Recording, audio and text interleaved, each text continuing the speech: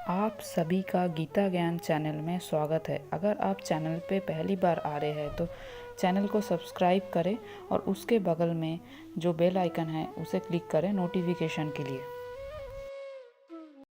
श्रीभगवानुवाच चतुर्वर्णं मया सृष्टं गुणकर्मविभागशः तस्य कर्तारं यपीमं विद्धि अकर्तारम् अव्ययम्। प्रकृति के तीनों गुणों और उनसे संबंध कर्म के अनुसार मेरे द्वारा मानव समाज के 4 विभाग रचे गए।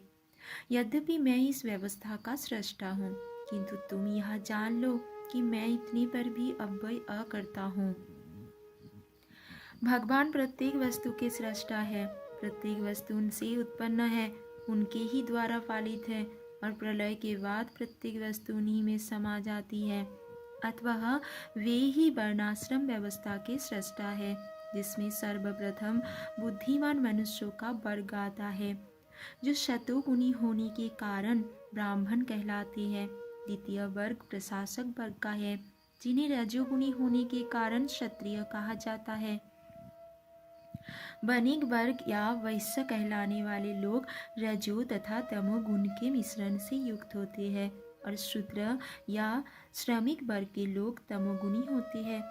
मानव समाज के इन 4 विभागों की सृष्टि करने पर भी भगवान कृष्ण इनमें से किसी विभाग में नहीं आते, क्योंकि वे उन बद्ध जीवों में से नहीं हैं जिनका एक अंश मानव समाज के रूप में है।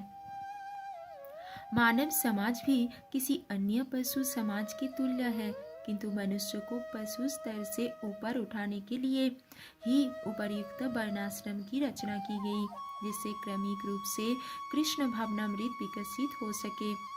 किसी विशेष व्यक्ति की किसी कार्य के प्रति प्रवृत्ति का निर्धारण उसके द्वारा अर्जित प्रकृति के गुणों द्वारा किया जाता है।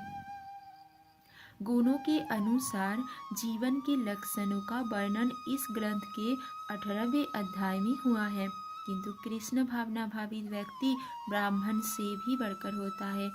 यद्यपि गुण के अनुसार ब्राह्मण को ब्रह्म या परम सत्य के विषय में ज्ञान होना चाहिए, किंतु उनमें से अधिकांश भगवान कृष्ण के निर्विशेष ब्रह्म स्वरूप को ही प्राप्त कर पाते हैं।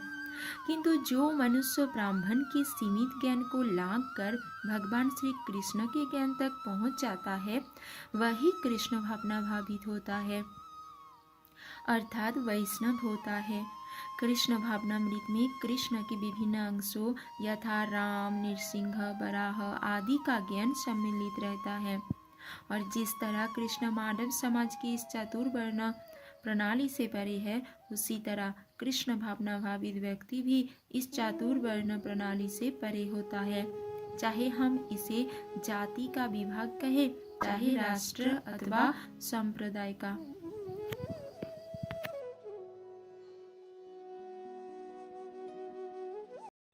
अगर आप सबको वीडियो पसंद आया है तो वीडियो को लाइक करें, चैनल को सब्सक्राइब करें और भी वीडियोस देखने के लिए।